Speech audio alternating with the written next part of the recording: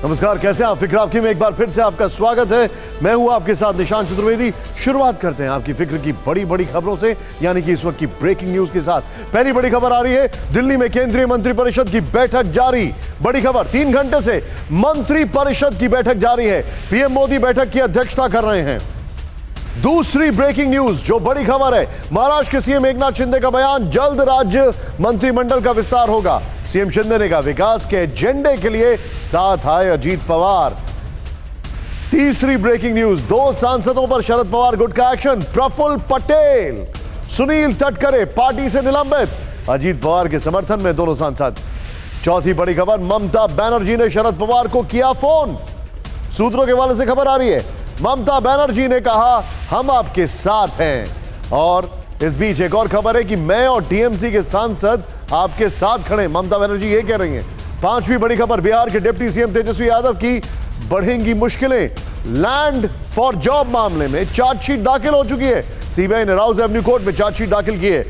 छठी बड़ी खबर, breaking news, केंद्र के अध्यादेश के खिलाफ सुप्रीम कोर्ट में कल सुनवाई होगी। दिल्ली सरकार ने कोर्ट में याचिका दाखिल की है। चीफ जस्टिस ऑफ इंडिया की बेंच सुनवाई करेगी। सातवीं बड़ी खबर, दिल्ली के एलजी का सीएम केजरीवाल को खत। डीईआरसी चेयरपर्सन की शपथ को लेकर लिखा पत्र। लेटर में शपथ को लेकर हो रही देरी का जिक्र किया है। और आठवीं बड़ी खबर, मनी लॉन्ड्रिंग केस में मनीष सिसोदिया को एक और झटका।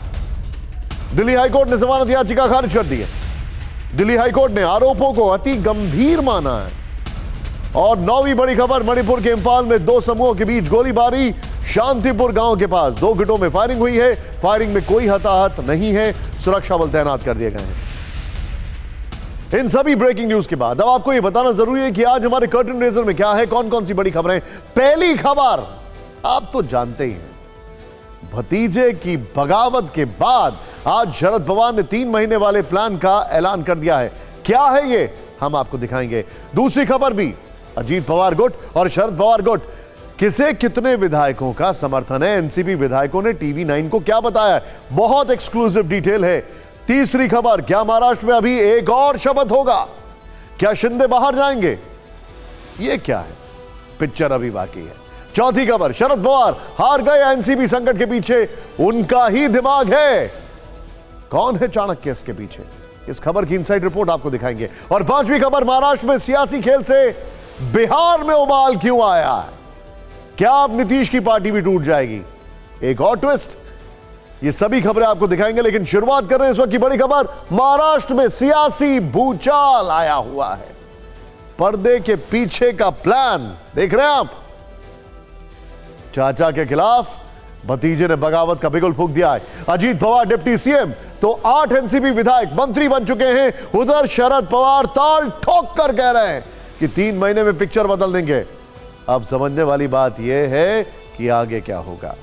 वो 9 सवाल जो कल से ही देश की जनता के मन में उठ रहे हैं, हम आपको सबसे पहले ये सवाल दिखाते हैं और बारी बारी से उनके जवाब देते हैं। ध्यान से देखिएगा, एक एक सवाल, एक एक जवाब, सिर्फ टीवी 9 पर। सियासी भूचाल सवाल, शरद पवार के पास कितनी पावर है, नेचुरल सा सवाल है। दूसरा, अजीत पवार के पास कितने विधायक हैं और क्या विधायक पावर है। तीसरा, क्या एनसीपी संकट के पीछे खुद शरद पवार हैं। मास्टर स्ट्रोक खेलने के लिए जाने जाते हैं और इनकी रिवर्स स्वीप जो होती है पॉलिटिक्स में, उसका कोई सानी नहीं। क्या एकनाथ शिंदे की कुर्सी खतरे में है, अब यह क्या मामला है। क्या बिहार में जेडीयू भी टूटेगी, लीजिए सोचिए, विपक्षी एकता। क्या परिवारवादी राजनीति खत्म हो जाएगी, इसका जवाब लगभग आपको पता है। क्या एनसीपी में टूटी विपक्षी एकता को झटका है। क्या मराठा वोट बीजेपी के खाते में चला जाएगा। क्या छोटे दलों को जोड़ने से 2024 में एनडीए 300 प्लस सीट पार करेगा। यह बहुत बड़ी पिक्चर का सवाल है। शुरुआत करते हैं महाराष्ट्र में पवार वर्सेस पवार के सियासी संग्राम से उभरे उस प्रश्न से जिसका जवाब न सिर्फ महाराष्ट्र के लोग बल्कि पूरा देश जानना चाहता है। सवाल यह है कि भतीजे अजीत पवार की चाल के बाद चाचा शरद पवार के पास कितनी पावर बची है। पवार की पावर क्या कम हुई है। ये सवाल भारतीय राजनीति के उस दिग्गज को लेकर खड़े हुए हैं जिसकी उम्र 82 साल से ज्यादा है, जो 65 साल से राजनीति के मैदान में दांव-पेच खेल रहे हैं। इसीलिए जब हर तरफ से सवाल पूछे गए कि अब शरद पवार की राजनीतिक ताकत क्या है, तब उन्होंने ड्राइंग रूम में बैठकर बचे हुए विधायकों की गिनती करने के बजाय सड़क पर उतरने का निर्णय किया है। भतीजे के चौंकाने वाले फैसले के बाद 24 घंटे के अंदर शरद पवार गुरु पूर्णिमा का दिन अपने राजनीतिक गुरु वाईबी चौहान को श्रद्धांजलि देने सतारा पहुंच गए। शरद पवार सुबह पुणे से सड़क के रास्ते सतारा के कराड़ में वाईबी चौहान स्मृति स्थल के लिए निकले। इस दौरान उनके साथ कार्यकर्ताओं, समर्थकों की भारी भीड़ थी। पवार ने इसी भीड़ के दम पर अपनी पावर और आगे की राजनीतिक लड़ाई का ट्रेलर रिलीज कर दिया। महाराष्ट्राचा वृंदावन शरद पवार, शरद पवार, महाराष्ट्राचा वृंदावन शरद पवार, शरद पवार, महाराष्ट्राचा। भतीजे अजीत पवार की चाल ने राजनीति के दिग्गज शरद पवार को चारों खाने चित कर दिया। सब कुछ इतनी बुलेट स्पीड में हुआ कि वो भांप नहीं पाए, लेकिन जब आंखों के सामने से मोहरे खिसकने लगे तो 82 साल के पवार कार्यकर्ताओं और समर्थकों के बीच पहुंच गए। पुणे के सतारा तक के सफर में बुजुर्ग पवार के साथ विधायक तो गिनती के आए, लेकिन समर्थकों का हुजूम हर तरफ दिखा, इसलिए जोश आए हो गया। मेरी ताकत अभी बाकी है, जो छोड़कर गए मैं उनको उनकी सही जगह दिखाऊंगा। धोखा देने वालों को बाजू में रखकर फिर महाराष्ट्र में घूमूंगा और नए लोगों के साथ टीम बनाऊंगा। अपने राजनीतिक गुरु वाईबी चौहान को श्रद्धांजलि देने के बाद शरद पवार ने रोड शो किया, फिर मातंग समाज की सभा में पहुंचे। इस दौरान उनके साथ 4 विधायक अनिल देशमुख, मकरंद पाटिल, बाला साहेब पाटिल और रोहित पवार मौजूद रहे। लोकसभा सांसद श्रीनिवास पाटिल भी उनके साथ थे। मजे की बात यह है कि मकरंद पाटिल रविवार को अजीत पवार के शपथ ग्रहण में दिखे थे, पर आज उन्होंने यू टर्न ले लिया। वैसे पाला बदलने वालों में सांसद अमोल कोल्हे भी हैं, जो रविवार तक अजीत पवार के साथ दिखे थे। आज उन्होंने ट्वीट कर कहा, मैं शरद पवार के साथ हूं। तो सवाल यह है कि शरद पवार के साथ कितने विधायक हैं? जवाब पवार के करीबी जयंत पाटिल ने दिया। दावा 44 विधायकों का है। Our door is open. If they want, they had gone yesterday with some misunderstanding. They are free to come back, and Mr. Pawar ji is willing to take everybody back, but there is some time limit. अगर senior Pawar के साथ ये number हैं, तो वो इसे लेकर पूछे जा रहे सवालों को टाल क्यों रहे हैं? हमने बात ही की नहीं, हमने स्ट्रेंथ दिखाने के लिए यहाँ किसी को बुलाया नहीं। 8-10 दिन के बाद लोग जब सोचेंगे तब मुझे भी पक्की स्थिति क्या है इसका अंदाजा आएगा। 8 से 10 दिन का वक्त पवार ने क्यों मांगा, ये सोचने वाली बात है। क्या पवार को लगता है कि 8 से 10 दिन में कुछ अजित पवार के खेमे से वापस आ जाएंगे? शायद इसका जवाब पवार को भी पता है, इसलिए वो लगातार नई शुरुआत की बात कह रहे हैं। कौन गए इसकी जांच मैं कभी करता नहीं हूँ। जो मेरी आज की जो शुरुआत है, ये शुरुआत आगे का रिजल्ट ठीक आएगा, इसके लिए है। शरद पवार की बातों से ऐसा लग रहा है कि विधायकों की संख्या के मामले में वो भतीजे से पिछड़ गए हैं। यही वजह है कि वो संख्या को लेकर कोई दावा करने की जल्दबाजी नहीं कर रहे हैं। वो गुब्बार छटने का इंतजार करना चाहते हैं। यानी सीधे तौर पर शरद पवार का कहना है कि सुबह का भूला अगर शाम को घर लौटा है तो फिर उसे हम माफ कर देंगे, लेकिन शाम को ही लौटे, ये समझने वाली बात है। टाइम बाउंड चीजें हैं। शरद पवार भारतीय राजनीति के एक ऐसे किरदार हैं जो 65 साल से महाराष्ट्र की सत्ता के केंद्र में हैं। बगावत उनके लिए कोई नई बात नहीं है। वो खुद ऐसी बगावत की स्क्रिप्ट कई बार लिख चुके हैं और झेल भी चुके हैं। इस बीच शरद पवार ने आज बगावत करने वालों पर कड़ा एक्शन लिया है। सुनील तटकरे और प्रफुल्ल पटेल ये बहुत करीबी थे शरद पवार के एक जमाने में, इनको पार्टी से बर्खास्त कर दिया। इसी के साथ एनसीपी की ओर से अजीत पवार सहित 9 विधायकों की अयोग्य घोषित करने वाली याचिका विधानसभा अध्यक्ष को भेज दी गई है। तकनीकी और कानूनी कार्रवाई के साथ साथ शरद पवार अपनी सियासी जमीन भी मजबूत करने में लगे हैं। वो कार्यकर्ताओं का हौसला बढ़ा रहे हैं तो विरोधियों पर तीखे अटैक भी कर रहे हैं। आज भी जब वो सतारा में बोल रहे थे तब उन्होंने बागियों को कड़ा संदेश दिया, कहा कि वो अपनी ताकत दिखाएंगे, बागियों को अपनी बगल में दबाकर घूमेंगे और पूरी पिक्चर बदल देंगे। पवार ने जब ये बातें कही तो उन पुराने दिनों को भी याद किया जब उन्हें बेहद खराब दौर देखना पड़ा था। भतीजे से मात खाने के बाद पवार ने एक बार फिर लड़ाई का बिगुल फूंक दिया है। लेकिन सवाल यह है कि 82 साल की उम्र में शरद पवार वो करिश्मा दोहरा पाएंगे जो वो हर बार करते रहे।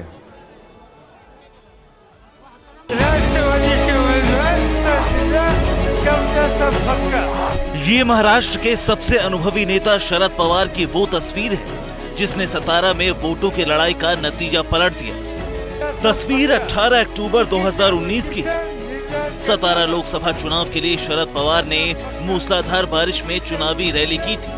एनसीपी के लिए वोट मांगा। नतीजा बीजेपी के टिकट पर लड़ रहे उदयनराजे भोसले को 80,000 वोटों से हार का मुंह देखना पड़ा। ये घटना बुजुर्ग पवार के जुझारूपन का प्रतीक बन गई है। ये पहली बार नहीं है जब शरद पवार ने ऐसे हालात का सामना किया है।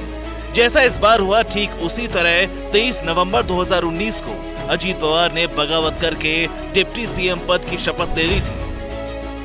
लेकिन शरद पवार ने 80 घंटे के अंदर पूरी कहानी पलट दी। शपथ लेने के 4 दिन के अंदर अजित पवार को इस्तीफा देना पड़ा। अजित पवार के साथ गए सारे विधायक वापस लौट आए। फिर वही स्क्रिप्ट हूबहू दोहराई गई। सीनियर पवार कह रहे हैं कि वो जानते हैं इससे कैसे निपटना है।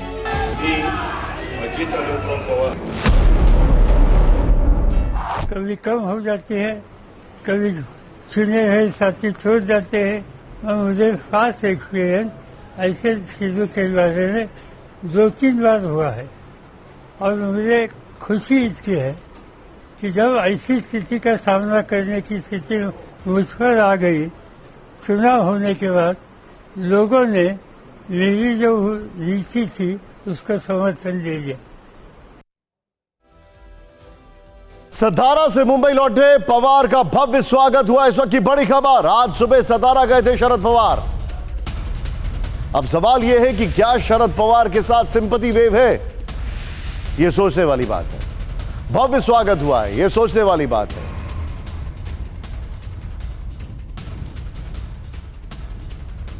लेकिन शरद पवार अब अगले कुछ घंटों में कुछ बड़ा करने वाले हैं, यह ऐसा उन्होंने कहा है। तस्वीरें आपके सामने, उनका भव्य स्वागत हुआ है।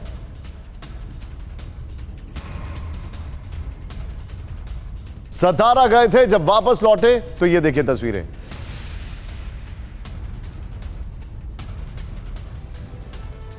भतीजे की बगावत के बाद शरद पवार अपनी पावर दिखा रहे हैं। लेकिन अजीत पवार ने राजनीति का यह धोबी पछाड़ दांव अपने चाचा से ही सीखा है और इस बार ऐसा लगता है कि वो बैकफुट पर नहीं आएंगे। उनके पास कितने विधायक हैं, ये जानने से पहले आपको आज शाम की गई दादा एंड टीम की प्रेस कॉन्फ्रेंस का एक सीन दिखाता है। प्रफुल्ल पटेल ठीक बीच में बैठकर नजर आ रहे हैं। सुनील तटकरे उनके ठीक दाईं तरफ दोनों हाथ बांधे बैठे थे। बाईं तरफ अजीत पवार बैठे थे। धनंजय मुंडे और छगन भुजबल उनके बगल में मौजूद थे। मीडिया से बातचीत में प्रफुल्ल पटेल ने बातचीत शुरू की। सुनील तटकरे को एनसीपी का प्रदेश अध्यक्ष बनाने का ऐलान किया। शरद पवार गुट में शामिल जयंत पाटिल को प्रदेश अध्यक्ष पद से हटाने की घोषणा की। अजीत पवार को विधिमंडल के नेता के तौर पर चुने जाने का ऐलान किया। अनिल भाई दास पाटिल को चीफ विप बनाने की घोषणा की। इसके बाद बिना नाम लिए शरद पवार पर हमला बोला। डिस्क्वालीफाई किए जाने के मामले पर कहा कि उन्हें ऐसा करने का अधिकार ही नहीं है, यह अधिकार सिर्फ स्पीकर के पास है। प्रफुल्ल पटेल के बाद अजीत पवार ने माइक संभाला, तल्ख तेवर दिखाए। मराठी में बोलते हुए शरद पवार के सभी फैसलों को सिरे से खारिज कर दिया। कहा कि किसी को नेता विपक्ष चुना गया है, किसी को विप चुना गया है, लेकिन यह चुनाव ऐसा नहीं होता। पार्टी और चुनाव चिन्ह चुनाव आयोग निर्धारित करेगा। उन्होंने यह भी बताया कि जितेंद्र आव्हाड और जयंत पाटिल को अयोग्य करने के लिए स्पीकर को पत्र भेज दिया गया है। यह भी कहा कि उनकी पार्टी का नाम एनसीपी ही है और जो लोग इस पर दावा ठोक रहे हैं वो इलेक्शन कमीशन जा सकते हैं। मजे की बात यह है कि अजीत पवार इस दौरान लगातार यह भी कहते रहे कि शरद पवार ही पार्टी के राष्ट्रीय अध्यक्ष हैं और आगे भी रहेंगे। वहीं छगन भुजबल ने चैलेंज देते हुए कहा कि पार्टी कार्यकारिणी ने प्रफुल्ल पटेल और सुप्रिया सुले को कार्यकारिणी अध्यक्ष नियुक्त किया था। ऐसे में किसी की नियुक्ति करने या उसे हटाने का अधिकार शरद पवार को नहीं बल्कि कार्यकारिणी को है। कुल मिलाकर देखें तो अजीत पवार गुट ने पार्टी के नाम और सिंबल पर अपना दावा ठोक दिया। यह काम ठीक उसी तरह हुआ है जैसे कुछ वक्त पहले उद्धव ठाकरे की शिवसेना के साथ हुआ था और उन्हें कुर्सी से हटाकर बीजेपी के साथ मिलकर एकनाथ शिंदे सरकार बनी थी। शरद पवार साहेबांनी घेतलेला निर्णय हा लागू आहे की नाही? नाही. त्याचं कारण आहे की आमचे राष्ट्रवादी काँग्रेस पार्टीचे खूप सारे म्हणजे आम्हाला खात्री आहे की खूप सारे म्हणजे बाय वास्ट मेजॉरिटी म्हणजे बहुसंख्य लोकांनी असंच म्हणजे कुठल्याही लोकशाहीमध्ये बहुमताने घेतलेला निर्णय हे अवैध आहे किंवा कोणी त्याला म्हणजे बदलू शकते असा नाही. पवार साहेब आमचे गुरु आहे आणि हा गुरुपूर्ण आहे. आम्ही त्यांचे ह्या आमच्या सगळ्या कामाला आशीर्वाद मागतो. महाराष्ट्रातील आणि इतर सुद्धा ठिकाणावर जे राष्ट्रवादी काँग्रेस पक्षाचे कार्यकर्ते आहेत त्यांच्याबरोबर खांद्याला खांदा लावून काम करण्यासाठी अजित दादांनी त्या सुरुवात केलेली आहे. मी त्यांच्या हा जो प्रयत्न आहे, प्रयास आहे, त्याचं सुद्धा मी कौतुक करतो, अभिनंदन करतो. अब यहां पर इंटरेस्टिंग बात क्या है, जरा नोट करिए। विपक्षी एकता में फोकल पॉइंट या जिसको कहा जाए एक एपी सेंटर शरद पवार थे। अब उन्हीं का घर तितर बितर हो गया है, तो वो फोकस कहां करेंगे, विपक्षी एकता पर या अपने घर पर? शतरंज की चाल थी, जो मोहरा थे वो वजीर बने। अब वो सवाल जिसका जवाब आप जानना चाहते हैं कि अजीत पवार के पास कितने विधायक हैं, कल उनके गुट की तरफ से दावा किया गया था कि एनसीपी के 40 विधायक साथ हैं, इनमें अजीत पवार को मिलाकर 9 लोग मंत्री बने। इंटरेस्टिंग बात यह है 9 में से 4 जो हैं उनके ऊपर कोई ना कोई मामला, ईडी या किसी ना किसी तरीके का मामला है। ध्यान दीजिएगा, आज अजीत पवार के बेहद करीबी और एमएलसी अमोल मिटकरी ने टीवी 9 भारतवर्ष से खास बातचीत में 40 विधायकों के समर्थन का दावा किया। 40 कहा, यह भी जा रहा है कि अजीत पवार के संपर्क में कुछ ऐसे विधायक भी हैं जो इस वक्त देश में नहीं है। हालांकि आज सुबह अजीत पवार के घर पर जो बैठक हुई थी उसमें 30 विधायक ही पहुंचे थे, और शाम को जब प्रफुल्ल पटेल और अजीत पवार से सवाल हुए तो उन्होंने नंबर पर गोलमोल जवाब दिया, जबकि विरोधी जयंत पाटिल ने दावा किया कि शरद पवार गुट के को एनसीपी के 44 विधायकों का समर्थन हासिल है। सवाल यह है कि किसका दावा ज्यादा मजबूत है। इस पर आपको दोनों तरफ से आए बयानों की छोटी सी रील दिखाते हैं।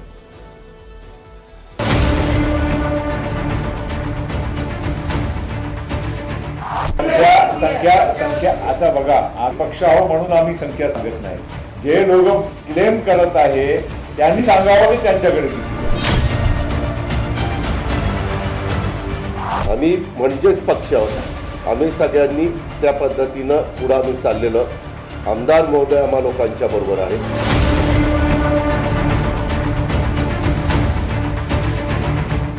53-9 ये हमारे साथ है. हमें किसी पे अन्याय नहीं करना चाहिए और हम उनको पूरा मौका देंगे वापस आने का.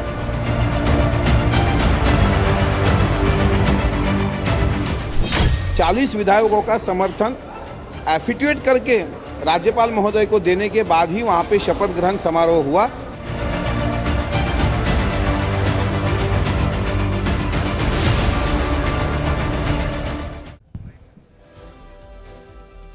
मुझे शोले फिल्म के जेलर की याद आ रही है। किसके लिए?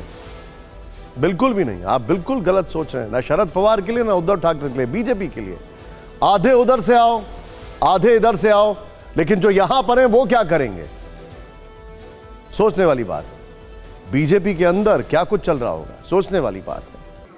वैसे आज सोशल मीडिया पर यह चर्चा भी खूब रही कि महाराष्ट्र में एनसीपी के जिन 4 नेताओं पर भ्रष्टाचार के आरोप थे, उनके दाग बीजेपी के साथ सरकार में शामिल होते ही धुल गए। 9 में से 4, सोचिए। शरद पवार गुट आरोप लगा रहा है कि बीजेपी ने उनके ये दाग अपनी सियासी वॉशिंग मशीन में धो दिए। यहां जिन नेताओं की बात हो रही है, पहले आप उनकी शपथ लेते हुए तस्वीरें देखें। अजीत पवार ने डिप्टी सीएम पद की शपथ ली, हसन मुशर्रफ ने मंत्री पद की शपथ ली, छगन भुजबल भी मंत्री बनाए गए। इसके अलावा सुनील तटकरे की बेटी अदिति तटकरे ने भी मंत्री पद की शपथ ली। इन पर आरोप क्या है, अब आपको यह दिखाते हैं। अजीत पवार पर कोऑपरेटिव बैंक घोटाले में जांच चल रही है। यह मामला फिलहाल अदालत में है। हसन मुशर्रफ पर शुगर फैक्ट्री घोटाले का आरोप है।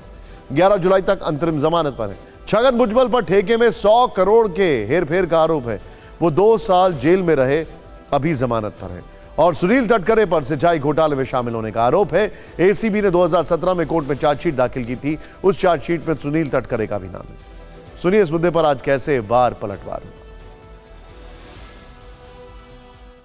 जिनके ऊपर ये भ्रष्ट है करके बार बार ये बोलते थे, उन्हीं के साथ इन्होंने आज सरकार बनाई है। सरकार में आने के बाद ये सारे के सारे जो उन्होंने भ्रष्टाचार के आरोप किए थे, सारे लोग जो है वो क्लीन हो गए। भारतीय जनता पार्टी के वॉशिंग मशीन में डाले और सबको क्लीन कर दिया। वॉशिंग पाउडर का विषय नहीं है, लेकिन जिस तरह मतलब माननीय मोदी जी बोले थे, उनके पास कोई एविडेंस थे इसके लिए वो बोले थे, लेकिन जिस तरह लोग हमारे पास आए हैं तो उनको मतलब जिम्मेदारी देना हमारा कर्तव्य है। और पवार साहब जो बोल रहे हैं वो बोलने दो। महाराष्ट्र में हलचल हुई तो बिहार में खलबली क्यों मच गई? क्या जैसा एनसीपी के साथ हुआ वैसा ही नीतीश कुमार की पार्टी जेडीयू के साथ होने वाला है? क्या वहां भी कोई अजीत पवार बनने वाला है? बीजेपी तो यही दावा कर रही है। जनता दल यूथ के अंदर एक उदासी है। बहुत से एमपी, बहुत से विधायक इनसे टूट करके एनडीए में जाएंगे। खुद के संपर्क में मेरी लाल का हसीन सपना देखते हैं। महाराष्ट्र में जब पवार की पार्टी में विद्रोह हुआ तो कुछ ऐसी ही हवा बिहार में बहने लगी।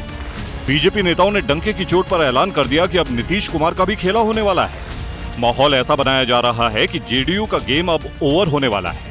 ऐसे कयास क्यों लगाए जा रहे हैं ये हम आपको आगे बताएंगे। पहले सुन लेते हैं कि बीजेपी क्या कह रही है। बड़ी संख्या में लोग हम लोगों के भी संपर्क में हैं, लेकिन अब किसको लेंगे नहीं लेंगे, लेना कि नहीं लेना, बहुत सारी चीज़ों पर निर्भर करता है। लेकिन कुल मिलाकर एक अस्थिरता का माहौल है। एक जनता दल यूथ के अंदर एक उदासी है। लोगों का अपना भविष्य अंधकार में दिखाई पड़ रहा है। उनको लग रहा है कि नीतीश कुमार के बाद क्या होगा। बाबू को डर है क्योंकि जनता में वो है ही नहीं, तो लगता होगा कि जनता के साथ तो विधायक भी तो मेरे खिलाफ नहीं है, तो वही मना रहे हैं। बिहार की जनता चाहती है कि नीतीश कुमार 1 घंटा भी मुख्यमंत्री नहीं रहे। बीजेपी ही नहीं बल्कि उनके सहयोगी भी नीतीश की पार्टी में बगावत की बात ताल ठोक कर कह रहे हैं। तो यकीनन अपने भविष्य को लेकर चिंता है उनके पार्टी के विधायकों में, नेताओं में, उनके सांसदों में। परिणाम स्वरूप कई और दूसरे दलों के संपर्क में, मेरे खुद के संपर्क में भाई, और आप लोगों से छुपा नहीं है, आप लोग भी जानते हैं कि कौन कौन से विधायक, कौन कौन से सांसद हमारे संपर्क। इनके मन में दहशत आ गई है। जदयू में बहुत बड़ा अंतर कलह चल रहा है। बहुत से एमपी, बहुत से विधायक निश्चित रूप में इनसे टूट करके एनडीए में जाएंगे। अब आपको बताते हैं कि ऐसा क्यों कहा जा रहा है। असल में बिहार के मुख्यमंत्री नीतीश कुमार पिछले 4 दिनों से लगातार अपनी पार्टी के विधायकों और सांसदों से बारी बारी से मिल रहे हैं।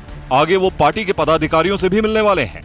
बस मुलाकातों के इसी सिलसिले के बहाने बिहार में सियासी बयार बदलने की खबर फैल गई, जिस पर जेडीयू के राष्ट्रीय अध्यक्ष लल्लन सिंह ने तंज कसा।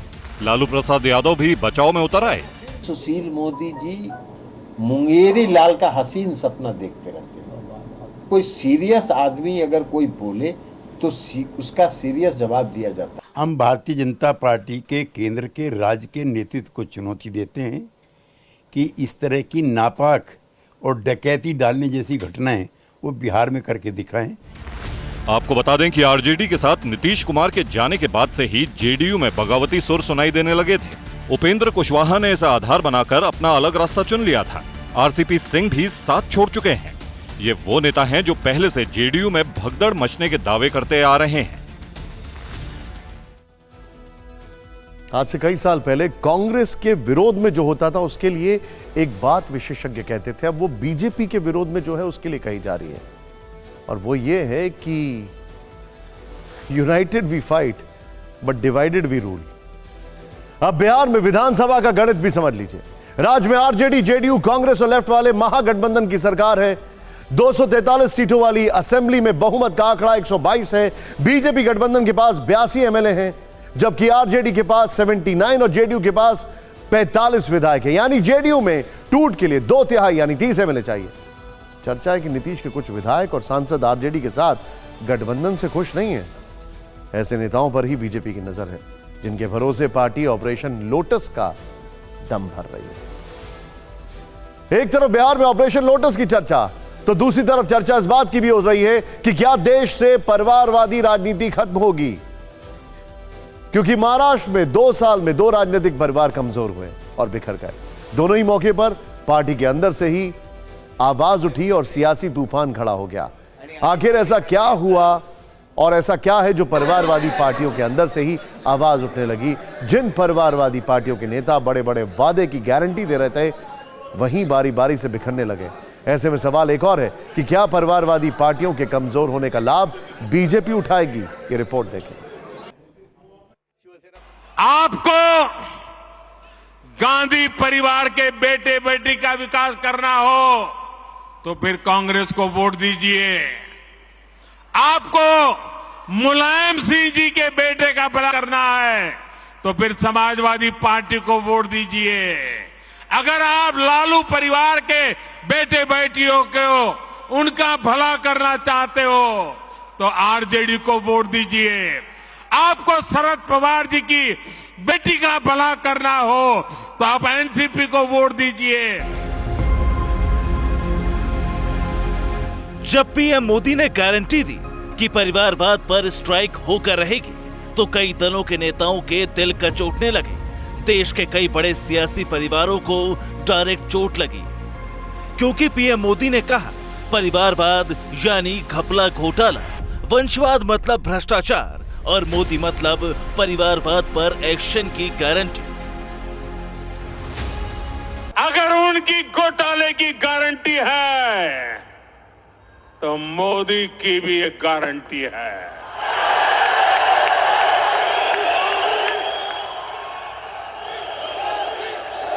और मेरी गारंटी है हर घोटालेबाज पर कार्रवाई की गारंटी। पीएम मोदी की गारंटी है तो क्या परिवार वाली पार्टियां देश से खत्म हो जाएंगी? अगर बात सिर्फ महाराष्ट्र की करें तो जब पिछले साल शिवसेना को दूसरा झटका लगा तो ठाकरे परिवार हाशिए पर पहुंच गया। रविवार को जब वैसा ही झटका एनसीपी को लगा तो पवार परिवार ही बिखर गया। जाहिर है 2024 के लिए बीजेपी की चुनौती परिवारवादी क्षेत्रीय दल ही है। इन्हें पराजित किए बिना बीजेपी तीसरी बार केंद्र की गद्दी पर काबिज नहीं हो सकती, क्योंकि परिवार टूटे हैं तो फायदा बीजेपी को हुआ है। 2022 में मुलायम परिवार में तनाव का लाभ विधानसभा में बीजेपी को हुआ, ऐसे ही बिहार में भी हुआ। 2004-5 में लालू परिवार कमजोर हुआ तो बीजेपी नीतीश की सत्ता का लंबा दौर चला। 2014 में हरियाणा में चौटाला परिवार के कमजोर होते ही बीजेपी अकेले सत्ता में आई। 2014 में ही झारखंड में परिवार टूटने का फायदा बीजेपी को मिला। राज्य में सोरेन परिवार के पकड़ ढीली पड़ते ही बीजेपी अकेले सत्ता में आई। 2014 के बाद से लगातार जम्मू कश्मीर में भी अब्दुल्ला परिवार कमजोर हुआ है और राज्य में बीजेपी की जमीन बनी है।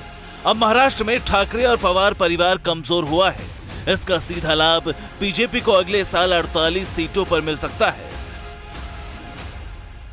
शायद यही वजह है कि प्रधानमंत्री परिवारवाद वाली पार्टियों की गारंटी पर केंद्र की योजनाओं से जोरदार प्रहार कर रहे हैं। आपको ये जो कार्ड मिला है ना, उसमें लिखा है 5 लाख रुपए तक का मुफ्त इलाज। इस देश में कभी भी किसी गरीब को 5 लाख रुपया की गारंटी किसी ने नहीं दी। ये मेरे गरीब परिवारों के लिए ये भाजपा सरकार है, ये मोदी है जो आपको 5 लाख रुपए की गारंटी का कार्ड देता है। क्लियर है, इसी रणनीति के तहत पीएम मोदी राजनीति में परिवारवाद पर पहली बार गारंटी देकर हमले कर रहे हैं और नए वोट बैंक को साध रहे हैं।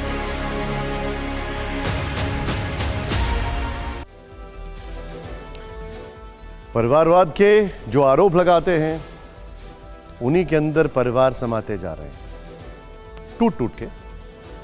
शरद पवार विपक्षी एकता के सूत्रधार और सबसे अनुभवी नेता हैं। उन्हें राजनीति का चाणक्य भी कहा जाता है। लेकिन अजीत पवार एपिसोड ने शरद पवार के राजनीतिक तिलिस्म को छिन्न भिन्न और एकता के लिए छटपटाते विपक्ष को बेचैन कर दिया। यह रिपोर्ट। शरद पवार जैसे खांटी नेता के चेहरे का भाव पढ़ना आसान नहीं है, लेकिन सतारा में जब वो बोल रहे थे तो उनके चेहरे पर अजित पवार एपिसोड का तनाव साफ था।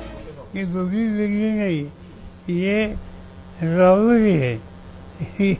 ये कोई ऐसी छोटी बात नहीं। शरद पवार का इतिहास राजनीति की पिक्चर बदलने वाला रहा है, पर इस बार ऐसा कर पाएंगे कहना मुश्किल है।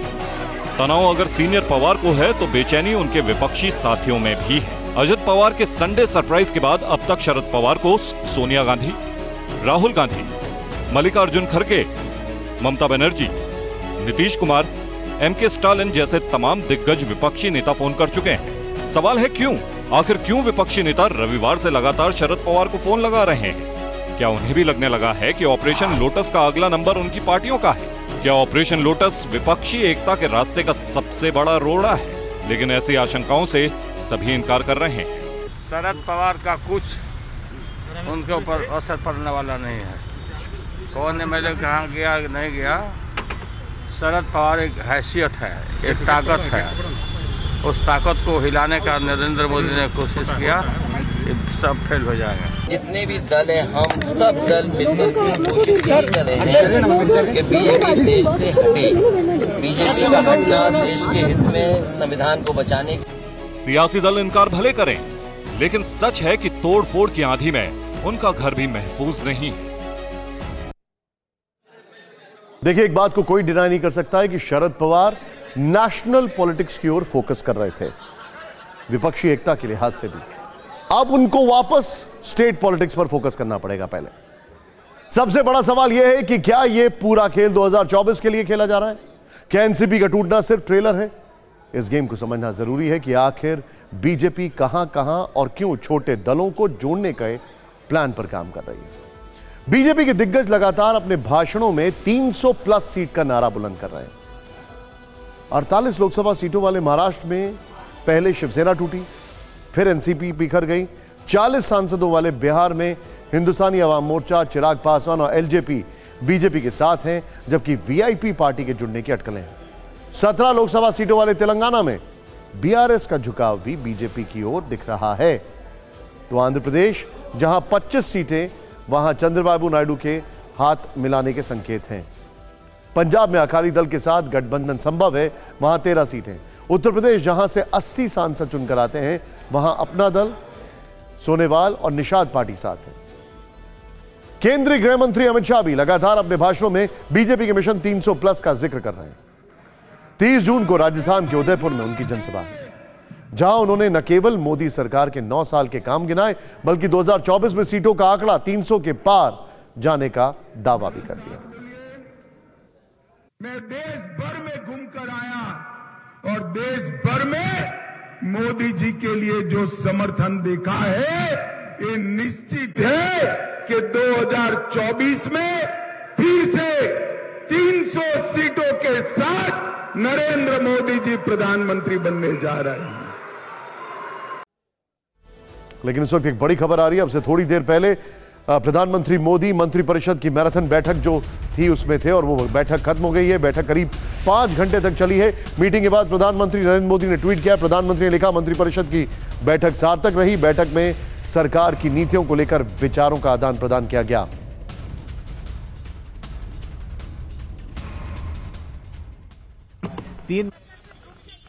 इसमें मैं मुझे देखो ना, मैं इसमें कुछ भी नहीं बोल सकता हूँ। मैं कुछ भी नहीं बोल सकता हूँ। रूटीन की बैठकें होती हैं हमारी, तो रूटीन की बैठक थी। धन्यवाद। पीछे दे रहे हैं भाई साहब, उनको ले लीजिए। सर, रिव्यू कुछ 5 घंटे तक बैठक चली है जाहिर तौर पर। और ये अब इसमें क्या हुआ है, क्या इसमें कुछ ऐसे फैसले लिए गए, ये देखिए तस्वीरें वहां से आ रही हैं आपके सामने। अमोद इस वक्त हमारे सहयोगी हमारे साथ हैं। अमोद जी, क्या जानकारी आ रही है, बताइए। देखिए 5 घंटे जैसा कि आपने बताया दर्शकों को कि 5 घंटे तक ये बैठक चली और इस बैठक में जो सबसे महत्वपूर्ण बात है वो ये है कि आज इस बैठक में फॉरेन सेक्रेटरी ने एक डिटेल ब्रीफ अपना प्रेजेंटेशन दिया, जिसमें विदेशों के अंदर भारत की जो छवि है वो क्यों सुधर रही है और उसके कारण क्या है और भारत किस तरह से पूरे विश्व में उभरता हुआ सितारा के तौर पर आगे बढ़ रहा है, वो चाहे आर्थिक फ्रंट हो या वो सामरिक फ्रंट हो या हर दृष्टि से भारत किस तरह से विश्व में अपने आप को प्रेजेंट कर रहा है। जी, समय थोड़ा कम है अमोद जी, माफी चाहूंगा आपको रोकने के लिए, शुक्रिया। लेकिन अब महाराष्ट्र के बाद बात दिल्ली की, जहां एक ही दिन आम आदमी पार्टी की सरकार को 2 बड़े झटके लगे। पहली खबर आबकारी घोटाले से। इस मामले में आरोपी पूर्व डिप्टी सीएम मनीष सिसोदिया को हाईकोर्ट से राहत नहीं मिली। अदालत ने उनकी जमानत याचिका खारिज कर दी है। ईडी की ओर से दायर मनी लॉन्ड्रिंग केस में उनको बेल नहीं मिली। इससे पहले सीबीआई की ओर से दर्ज केस में भी सिसोदिया की जमानत अर्जी हाईकोर्ट खारिज कर चुका है, यानी उनको जेल में ही रहना होगा। सुनवाई के दौरान दिल्ली हाईकोर्ट ने कड़ी टिप्पणी भी की और कहा कि आरोप बेहद गंभीर है और लगता है कि आबकारी नीति बनाने में गहरी साजिश रची गई है। यह भी कहा गया है कि यह मामला सार्वजनिक धन के भारी नुकसान जैसा भी लगता है। कोर्ट ने आगे टिप्पणी की कि ऐसा लगता है कि इस नीति को बनाने में कुछ बाहरी कारक भी शामिल थे। बहुत स्ट्रॉन्ग ऑब्जर्वेशंस हैं। दिल्ली सरकार को दूसरा झटका सुप्रीम कोर्ट से लगा। देश की सबसे बड़ी अदालत ने आरआरटीएस यानी रीजनल रैपिड ट्रांजिट सिस्टम मामले में केजरीवाल सरकार को फटकार लगाई। यह सुनवाई आरआरटीएस में दिल्ली सरकार के योगदान पर चल रही थी। इस दौरान अदालत ने पूछा कि सरकार के पास विज्ञापनों के लिए पैसा है लेकिन प्रोजेक्ट के लिए नहीं। दरअसल केजरीवाल सरकार ने दलील दी थी कि बजट की परेशानी की वजह से वो इस योजना के लिए पैसे नहीं दे सकती, जिस पर सुप्रीम कोर्ट ने 3 साल में विज्ञापन पर किए गए खर्च का ब्यौरा मांग लिया। दिल्ली सरकार को जवाब सौंपने के लिए 2 हफ्ते का वक्त दिया गया है। लेकिन अब इस सब के बीच में देखते हैं टॉप 9 खबरें। यूसीसी को लेकर बीजेपी सांसद सुशील कुमार मोदी की अध्यक्षता में संसदीय समिति की बैठक। करीब 19 लाख आए सुझाव। सूत्रों के हवाले से खबर, कांग्रेस ने सरकार की मंशा पर उठाए सवाल। सांसद मनिक्कम टैगोर ने ड्राफ्ट की कॉपी मांगी। बीजेपी के बिहार के लैंड फॉर जॉब घोटाले मामले में सीबीआई की नई चार्जशीट। बिहार के डिप्टी सीएम तेजस्वी यादव को आरोपी बनाया गया। सीबीआई लालू प्रसाद यादव और राबड़ी देवी के खिलाफ पहले ही दायर कर चुकी है आरोप पत्र। सुप्रीम कोर्ट से दिल्ली की आप सरकार को फटकार। विज्ञापन पर खर्च को लेकर जवाब तलब। 2 हफ्ते में पिछले 3 साल का ब्यौरा मांगा गया। सुप्रीम कोर्ट ने कहा विज्ञापन के लिए पैसा पर आरआरटीएस प्रोजेक्ट के लिए नहीं। अनुच्छेद 370 को निरस्त करने की याचिका पर सुप्रीम कोर्ट में 11 जुलाई को होगी सुनवाई। सीजेआई डीवाई चंद्रचूड़ की 5 जजों की संविधान पीठ करेगी सुनवाई। कल शिवसेना उद्धव गुट की सेना भवन में बैठक। राज्य के नए राजनीतिक हालात पर होगी चर्चा। एनसीपी में फूट के बाद उद्धव गुट के भी कुछ विधायकों के पार्टी छोड़ने की आशंका। विपक्षी दलों की दूसरी बैठक बेंगलुरु में होगी। 17 और 18 जुलाई को होगी बैठक। विपक्षी दूसरी बैठक कांग्रेस आयोजित कर रही है। महाराष्ट्र में बगावत का देश की सियासत पर असर। सुशील मोदी का दावा, नीतीश से अलग होने की तैयारी में जेडीयू विधायक। निषाद पार्टी चीफ संजय निषाद ने कहा नीतीश, जयंत, शिवपाल भी साथ आएंगे। सोचिए जरा, रामगोपाल यादव का बीजेपी पर हमला। बोले केंद्र सरकार से आतंकित होकर पार्टी बदल रहे नेता। ईडी के सामने पेश हुए उद्योगपति अनिल अंबानी। फेमा मामले में हुई पूछताछ। मुंबई के ईडी दफ्तर में अनिल अंबानी से हुआ सवाल जवाब। आरबीआई का बयान, कहा 76% 2000 के नोट बैंकों में वापस आए। रिजर्व बैंक ने 19 मई 2023 को 2000 रुपए के नोट वापस लेने का किया था ऐलान।